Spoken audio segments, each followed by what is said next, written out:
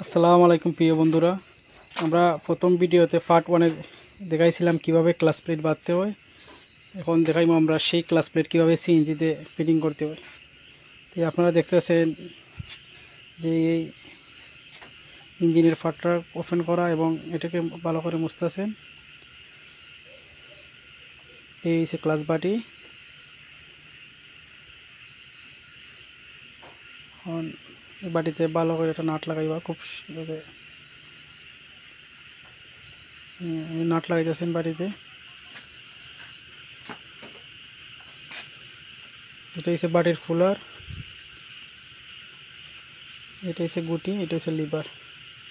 খুব শক্ত করে এটারে ভালো করে টাইট দিবা। যদি এটা ডিল থাকে তাইলে মানে দুরবস্থা যদি কইলা যায় তাহলে ইঞ্জিন ডাউন লাগবে। খুব শক্ত করে টাইট দেওয়া হয়েছে।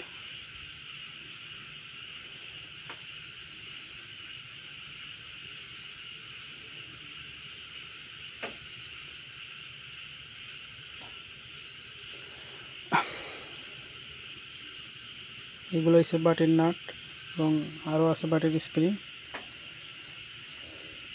বিশেষ করে বন্ধুরা আমার পেজটারে একটু ফলো করবা, শেয়ার করবা, কমেন্ট করবা।